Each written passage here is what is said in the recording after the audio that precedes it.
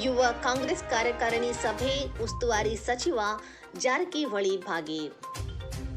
ಬೆಳಗಾವಿ ಜಿಲ್ಲೆ ಬೈಲಹೊಂಗಲ ಪಟ್ಟಣದ ಬಿಬಿ ಗಣಾಚಾರಿ ಕಲ್ಯಾಣ ಮಂಟಪದಲ್ಲಿ ನಡೆದ ಯುವ ಕಾಂಗ್ರೆಸ್ ಕಾರ್ಯಕಾರಿಣಿ ಸಭೆಯಲ್ಲಿ ಮಾತನಾಡಿದ ಅವರು, ಸರ್ಕಾರದ ಜನಪರ ಯೋಜನೆಗಳನ್ನು ಶ್ಲಾಘಿಸುತ್ತಲೇ ಕೇಂದ್ರ ಸರ್ಕಾರದ ನೀತಿಗಳ ವಿರುದ್ಧ ತೀವ್ರ ವಾಗ್ದಾಳಿ ನಡೆಸಿದರು. ಗ್ಯಾರಂಟಿಗಳ ಯಶಸ್ಸು ಮತ್ತು ಆರ್ಥಿಕ ಪ್ರಗತಿ ನಿಮ್ಮಂತಹ ಕಾರ್ಯಕರ್ತರ ಶ್ರಮದಿಂದ 2023ರಲ್ಲಿ ಕಾಂಗ್ರೆಸ್ ಐತಿಹಾಸಿಕ ಗೆಲುವು ಸಾಧಿಸಿತು. ನಾವು ನೀಡಿದ್ದ ಗ್ಯಾರಂಟಿ ಭರವಸೆಗಳನ್ನು ಈಡೇರಿಸುವ ಮೂಲಕ ಸರ್ಕಾರ ನಿಮ್ಮ ಗೌರವವನ್ನು ಉಳಿಸಿದೆ ಎಂದು ಯುವ ಕಾಂಗ್ರೆಸ್ ಕಾರ್ಯಕರ್ತರನ್ನು ಉದ್ದೇಶಿಸಿ ಅವರು ಮೆಚ್ಚುಗೆ ವ್ಯಕ್ತಪಡಿಸಿದರು. ಕಾಂಗ್ರೆಸ್ ಸರ್ಕಾರದ ಗ್ಯಾರಂಟಿ ಯೋಜನೆಗಳು ಜನಸಾಮಾನ್ಯರ ಬದುಕಿಗೆ ಆಸರೆಯಾಗಿದ್ದು, ರಾಜ್ಯದ ತಲಾದಾಯವನ್ನು ದೇಶದಲ್ಲೇ ನಂಬರ್ 1 ಸ್ಥಾನಕ್ಕೆ ಕೊಂಡೊಯ್ದಿವೆ. ಇದು ನಮ್ಮ ಸರ್ಕಾರದ ಬದ್ಧತೆಗೆ ಸಾಕ್ಷಿಯಾಗಿದೆ ಎಂದು ಕರ್ನಾಟಕ ಪ್ರದೇಶ ಯುವ ಕಾಂಗ್ರೆಸ್ ಅಧ್ಯಕ್ಷ ಎಚ್.ಎಸ್. ಮಂಜುನಾಥ್ ಗೌಡ ಅವರು ಹೇಳಿದರು. ನಾವು ಗ್ಯಾರಂಟಿಗಳನ್ನು ಘೋಷಿಸಿದಾಗ ಬಿಜೆಪಿ ಜೆಡಿಎಸ್ನವರು ಇದು ಅಸಾಧ್ಯ, ರಾಜ್ಯ ದಿವಾಳಿಯಾಗುತ್ತದೆ ಎಂದು ಟೀಕಿಸಿದ್ದರು. ಆದರೆ ಇಂದು ಅದೇ ಗ್ಯಾರಂಟಿಗಳಿಂದ ರಾಜ್ಯದ ತಲಾದಾಯ ರೂಪಾಯಿ 2 ಲಕ್ಷಕ್ಕೆ ತಲುಪಿದ್ದು ದೇಶದಲ್ಲೇ ನಂಬರ್ 1 ಆಗಿದೆ. ವಿಶ್ವಸಂಸ್ಥೆಯ ಅಧ್ಯಕ್ಷರು ಮತ್ತು ಜಾಗತಿಕ ಆರ್ಥಿಕ ತಜ್ಞರೇ ನಮ್ಮ ಯೋಜನೆಗಳನ್ನು ಕೊಂಡಾಡಿದ್ದಾರೆ ಎಂದು ವಿಪಕ್ಷಗಳಿಗೆ ತಿರುಗೇಟು ನೀಡಿದರು. ಕಾರ್ಯಕ್ರಮದಲ್ಲಿ ಉಸ್ತುವಾರಿ ಸಚಿವ ಸತೀಶ್ ಜಾರಕಿಹೊಳಿ, ಮಹಿಳಾ ಮತ್ತು ಮಕ್ಕಳ ಕಲ್ಯಾಣ ಸಚಿವೆ ಲಕ್ಷ್ಮೀ ಹೆಬ್ಬಾಳ್ಕರ್, ಜಿಲ್ಲಾ ಕಾಂಗ್ರೆಸ್ ಅಧ್ಯಕ್ಷ ವಿನಯ್ ನಾವಲಗಟ್ಟಿ, ರಾಜ್ಯ ಯುವ ಕಾಂಗ್ರೆಸ್ ಉಪಾಧ್ಯಕ್ಷ ಅಬ್ದುಲ್ಲಾ ದೇಸಾಯಿ, ರಾಜ್ಯ ಪ್ರಧಾನ ಕಾರ್ಯದರ್ಶಿ ರಾಹುಲ್ ಜಾರಕಿಹೊಳಿ, ಕಾಂಗ್ರೆಸ್ ಮುಖಂಡ ಮೃಣಾಲ್ ಹೆಬ್ಬಾಳ್ಕರ್ ಸೇರಿದಂತೆ ಹಲವು ಪದಾಧಿಕಾರಿಗಳು ಉಪಸ್ಥಿತರಿದ್ದರು. ಯುವ ಕಾಂಗ್ರೆಸ್ಸಿನ ಚುನಾವಣೆಯಲ್ಲಿ ಜನರಿಂದ ಆಯ್ಕೆಯಾಗಿ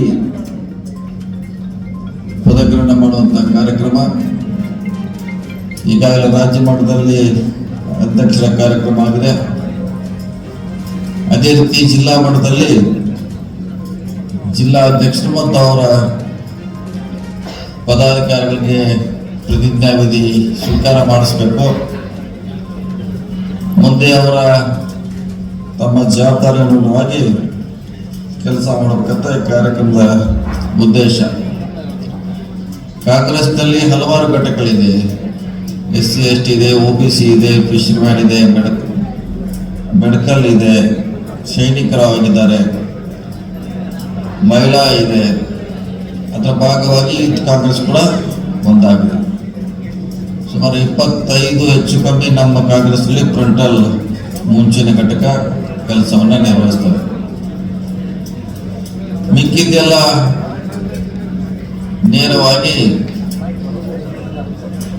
ನೇಮಕಾತಿ ಮಾಡಬೇಕಾ, ಚುನಾವಣೆ ನಡೀತವೆ. ಚುನಾವಣೆ ನಡೆಯಲ್ಲ, ಹೈಕಮಾಂಡ್ ನಿರ್ಧಾರ ಮೇಲೆ ಅವ್ರನ್ನ ಆಯ್ಕೆ ಮಾಡ್ತೀವಿ. ಇದು ಒಂದೇ ಮಾತ್ರ ಚುನಾವಣೆ ನಡೀಬೇಕು.